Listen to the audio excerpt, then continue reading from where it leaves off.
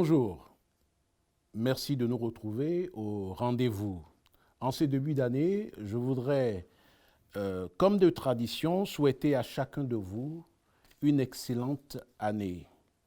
L'équipe du rendez-vous vous souhaite le meilleur pour cette année 2022.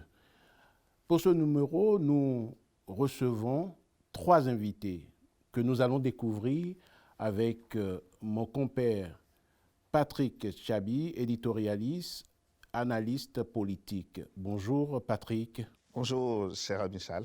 Nous recevons donc aujourd'hui Carole Soglo, qui est entrepreneur, très active dans le domaine de l'esthétique et du futur. Elle est mamanpreneur. Elle nous dira ce que ça regroupe, ce néologisme. Son credo, c'est vieillir tout en révélant la beauté naturelle des femmes. Bonjour Carole Soglo. Bonjour cher Charles. Deuxième invité, Jean-Claude de Souza est ingénieur en système d'information dans une institution financière en France. Il est également élu municipal. C'est un habitué des plateaux. Bonjour Jean-Claude. Bonjour, Charles. Et troisième invité, Claire Ida Demessé-Zinsou. Elle est responsable des ressources humaines dans une collectivité territoriale en France. Bonjour Claire Ida. Bonjour Charles. Mesdames et messieurs, donc nous voici à ce premier numéro de l'année sur le rendez-vous pour lequel nous vous invitons à prendre vraiment rendez-vous avec nous et à suivre. Et avec Patrick Tchabi, nous allons ensemble faire un tour de la rétrospective de 2021.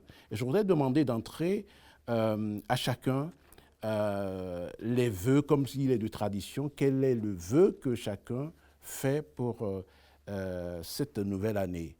Je commencerai peut-être par Carole Soglo. Quels sont les vœux que Carole peut faire aux téléspectateurs de l'émission Le Rendez-vous? Bonjour chers téléspectateurs.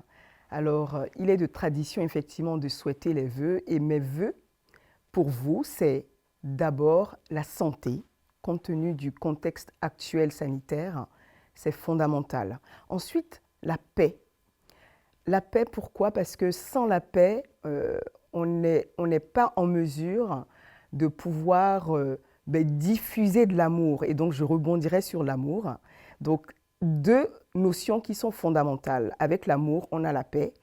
Et ensuite, avec l'amour, on pourra réaliser tous les rêves, tous nos rêves les plus fous. Jean-Claude. Nous sommes en pleine pandémie, donc les vœux les plus chers que j'ai pour cette année, que je puisse formuler cette année, c'est plutôt c'est la santé d'abord. La santé avant tout, parce que, comme vous le savez, cette pandémie qui a commencé en 2019, qui dure, on ne sait pas encore, on ne connaît pas sa fin. Donc la santé. Le bonheur, parce que tant qu'on a la santé, profitons de chaque instant. Le bonheur.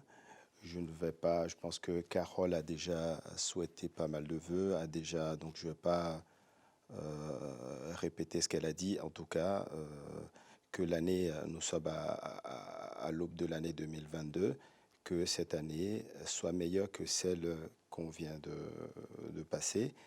Et voilà. Et qu'est-ce que Claire Ida nous souhaite? Je souhaite tout simplement que la nouvelle année soit meilleure que les précédentes, parce que nous avons perdu beaucoup de personnes qui nous sont chères. Et aussi, il y a beaucoup de personnes à cause de cette crise qui ont perdu leur emploi. Donc, je leur souhaite de tout cœur de rebondir et que, voilà, qu'on ait des moments comme ça, hein, d'échange et aussi de convivialité, pourquoi pas. Voilà.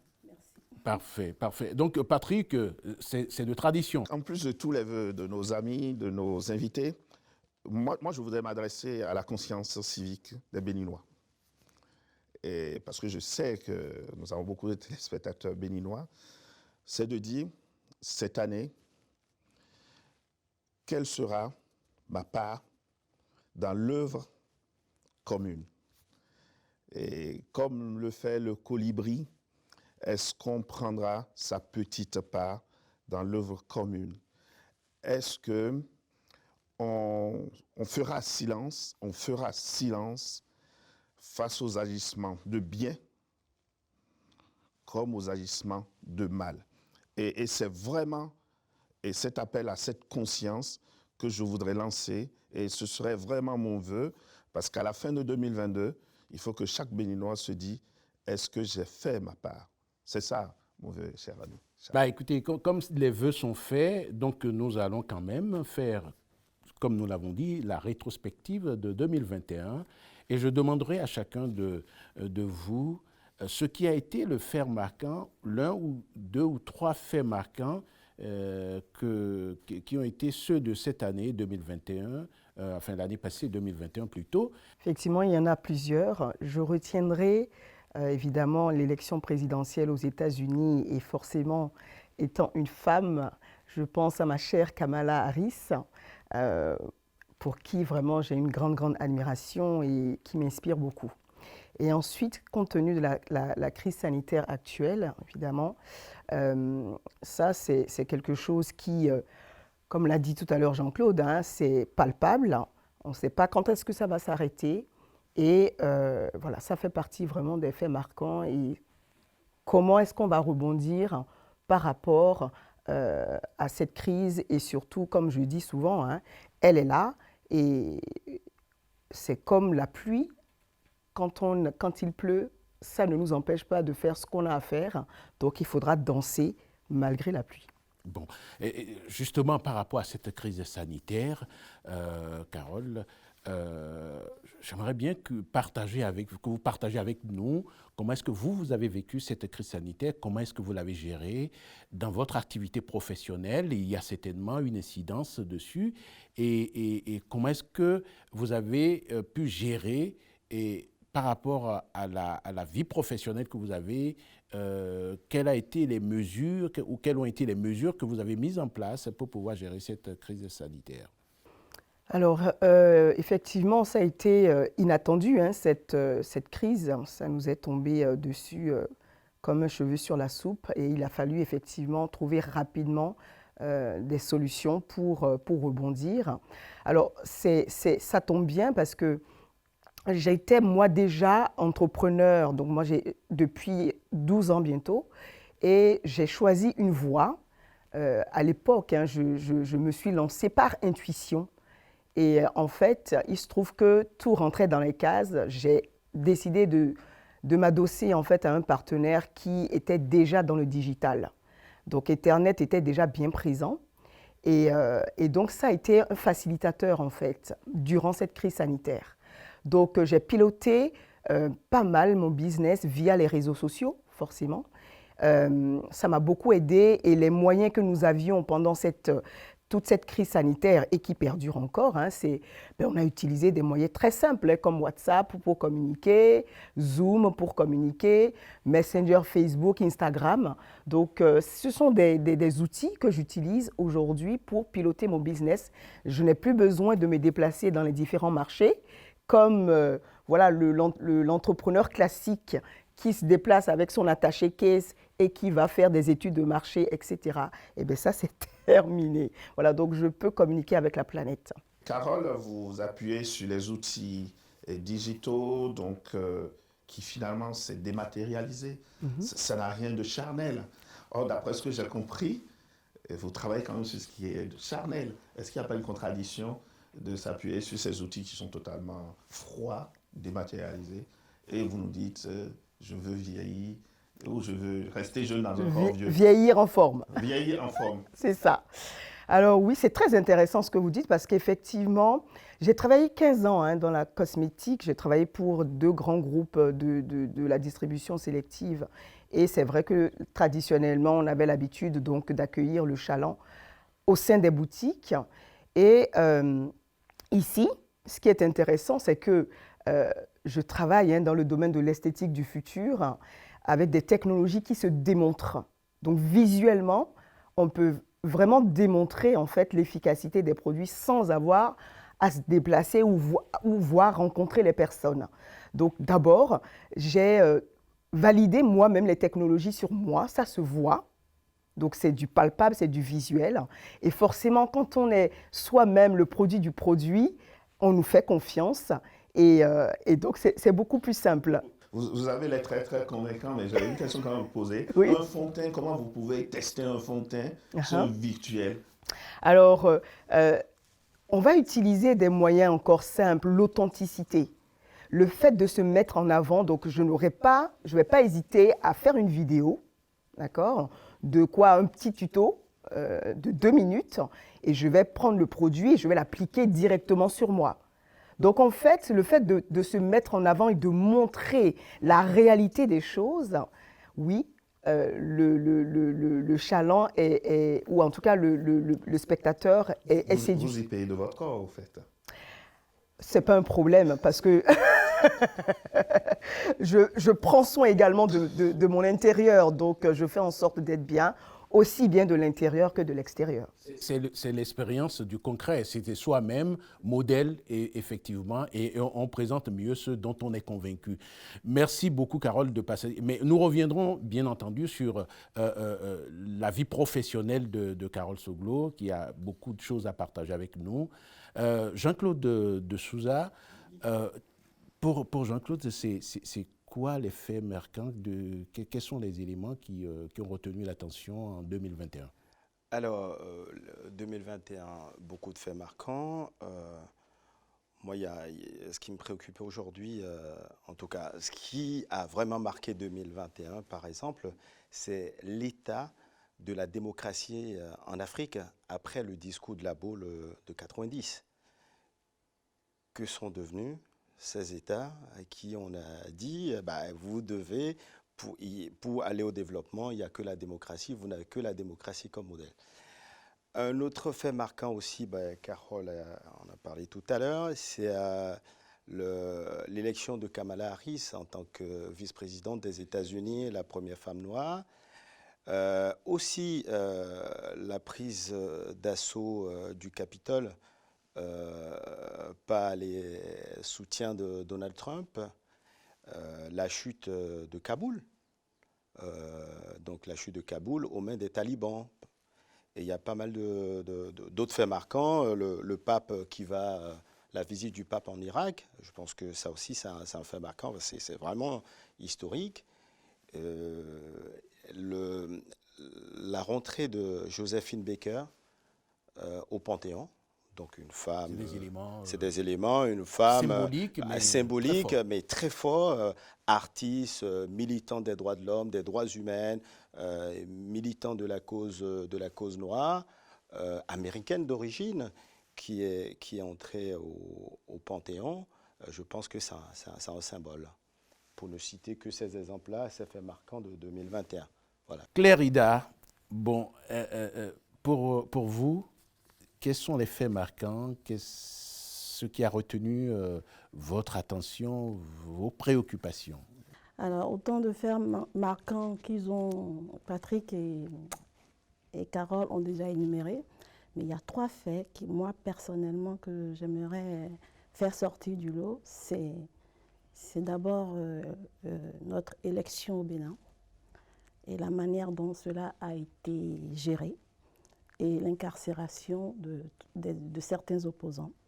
Ça, c'est le premier fait marquant.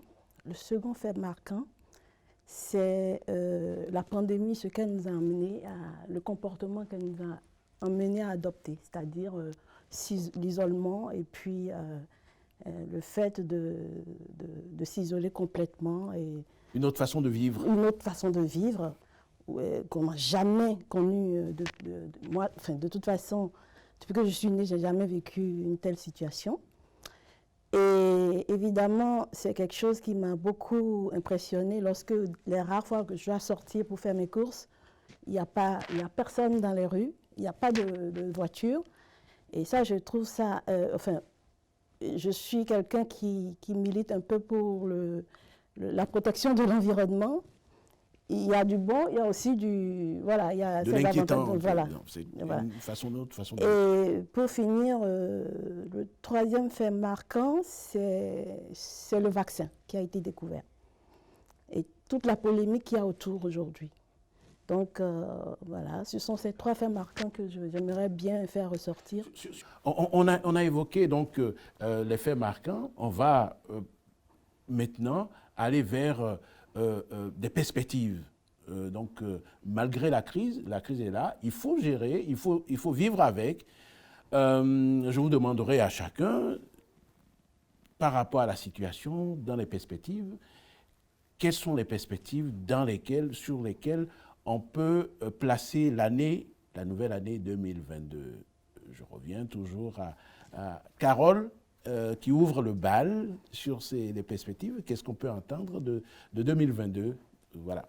Alors, de 2022, moi, j'inviterais simplement à plus d'audace. C'est un Oser, entrepreneur. voilà. Oser, être force de proposition. Parce que si on attend toujours que ce soit les autres qui proposent, eh bien, on finit toujours par râler de toutes les manières. Donc, il faut oser, il faut être audacieux. C'est très drôle parce que pendant toute la crise, d'ailleurs le premier confinement et ensuite le deuxième confinement, on a été agréablement surpris de voir que les personnes étaient capables de se réinventer, de se découvrir d'ailleurs des talents cachés. Donc vous voyez, des fois quand on est face au mur, eh ben, on ne peut que rebondir finalement. On découvre des capacités. On découvre des capacités qu'on va exploiter. Et c'est marrant parce qu'il y a beaucoup de personnes qui étaient des banquiers, qui finalement aujourd'hui vivent de leur passion. Talent Voilà. de bricoleur. Voilà, de bricoleurs, etc., etc. Donc moi je dirais audace, oser. Voilà, pour les nouvelles perspectives 2022. Moi, ce qui m'intéresse, Carole, et ça me titillait depuis le début, c'est le thème de la vieillesse. Face au sujet, le général de Gaulle disait « la vieillesse, c'est un naufrage ». Et donc, moi, j'ai toujours peur de la vieillesse.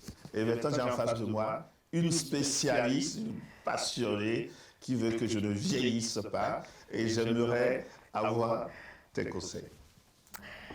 Alors, c'est simple. Pour vieillir en forme, ce sont des habitudes au quotidien. C'est une routine à adopter tous les jours, tous les jours. Comment je mange, déjà, ça passe par là. Comment je mange. J'ai horreur de la médication. J'aime pas les médicaments. Déjà, donc j'ai toujours, et ça tombe bien parce que les parents nous ont toujours inculqué le fait de prendre des vitamines. Donc depuis qu'on est petit, on prenait des vitamines, etc. Et moi, ça m'est resté de prendre soin de son intérieur. Et d'ailleurs, ça transparaît après, d'un point de vue extérieur.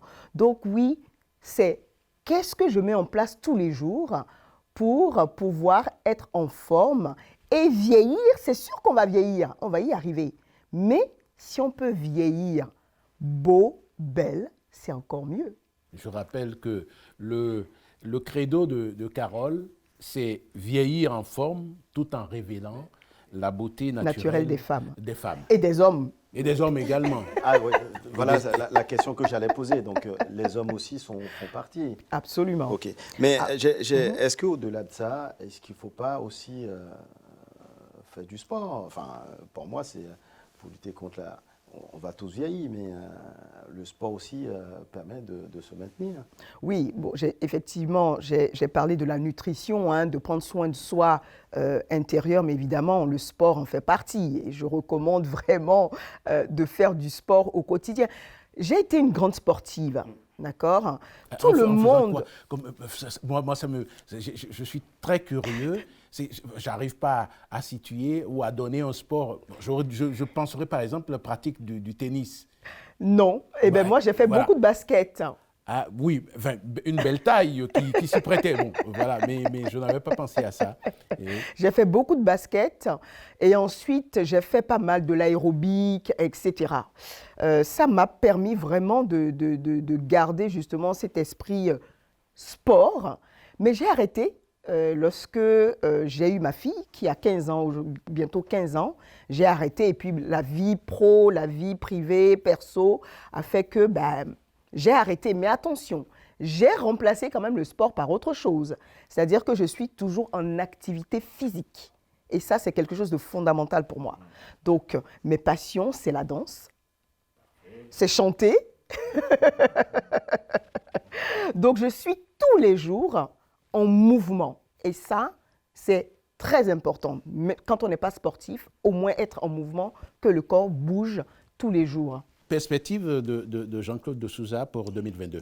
Alors, 2022 sur la crise sanitaire ou de façon globale?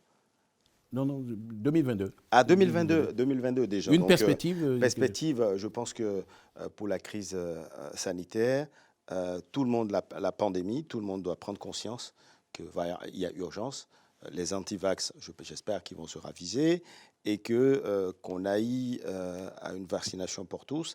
Et après, du côté de l'Afrique, moi, qui me préoccupe, je pense que il faut nouvelle. Bon, je ne vais pas paraphraser quelqu'un, parler de nouvelle conscience, mais il faut une remise en cause et pour aller vers de nouvelles propositions, parce qu'on est déjà dans l'abîme, on est dans le mur, on est dans le mur. Et vous verrez, si on ne prend pas conscience, les séries de coups d'État qui se multiplient, et vous verrez ce qui se multiplie. Il y en a un qui a chanté. Gouvernement 20 ans, vous voyez, on va se retrouver dans cette situation. Mais est-ce que c'est une mauvaise chose, ces séries de coups d'État? Nous les avons connus en 60. Non, moi je suis un démocrate et je suis pour la démocratie, c'est-à-dire que la liberté d'aller venir, et je défends ces idéaux et je ne suis pas pour un coup d'État. Mais ces putschistes vous disent qu'ils défendent le peuple. Non, leur métier, ce n'est pas la politique. Okay. Il faut qu'ils rendent le pouvoir aux civils. Oui, voilà. Après ces séries de coups d'État, aujourd'hui, c'est à géométrie variable. Quand je vois la position, allez, je ne veux pas trop en parler, mais un Macron qui soutient le coup d'État, le troisième mandat en Côte d'Ivoire, et qui remet en cause le troisième mandat en Guinée, et qui fait allégeance limite au fils Déby, c'est à géométrie variable. C'est pour ça, tout ça, c'est la chienlit, c'est le bordel. Et je pense qu'il faut une prise de conscience pour dire, mais qu'est-ce qu'on fait? Comment on peut vivre ensemble demain en Afrique? Remise en cause de ces contradictions, Jean-Claude, j'ai compris. Pour Clérida, perspective 2022. Eh bien, je peux d'emblée de jeu parler aussi de la politique chez nous en Afrique. Et de comment ça se passe. Parce que moi, j'ai l'impression qu'on vit à reculons aujourd'hui, depuis l'incarcération de ces opposants, dont l'un écope de 10 ans et l'autre de 20 ans. Moi, je ne les connais pas plus que ça, hein, parce que ça fait des années que je suis ici. J'ai suivi via les réseaux sociaux, d'ailleurs, que je dis, il n'y a pas que du mauvais dans les réseaux sociaux. J'ai suivi un peu comment les choses se sont passées, mais je veux dire par là que même ici en France, nous avons vu un jeune homme coller une claque au président et qui a écopé de 3 mois de prison et qui est ressorti. Alors, quand on prend M. Joël Aïvo, on le voit debout, et lui, même si on le met face au président, il ne pourra jamais avoir le courage de lui coller une claque. Donc, maintenant, ce qu'on lui reproche, je ne suis pas dans le secret des dieux. Avéré ou pas, vous ne rentrez pas dans les faits, mais est-ce que cela... Au jour d'aujourd'hui, condamné pour... voilà. Est-ce que cela se justifie, ces condamnations? Pareil pour Mme Rekia Madougou. 20 ans de prison, moi j'ai halluciné parce que c'est quelque chose, franchement, on a vécu ça au temps de Kérékou, où les gens étaient arrêtés dès qu'on se rebellait un peu. Voilà, c'est le PCO, c'est Nati Tengou, c'est Segbana et tout. Moi, j'ai eu des membres de ma famille qui sont passés par là. Mais malgré cela, ça dure un temps et après, ils sont relâchés. Mais aujourd'hui, ça fait plus d'un an, ça fait 1 an bientôt que Mme Madougou est incarcérée. Maintenant, le jugement est tombé, elle écope de 20 ans de prison. Moi, je voudrais vraiment que le président Talon mette balle à terre. Franchement, et surtout aussi pour tous les autres opposants. Je veux dire, il fait du travail. Toutes les personnes qui vont au Bénin et qui reviennent nous disent le Bénin est beau, il est méconnaissable et tout. On ne va pas dire qu'il ne travaille pas, il fait des efforts.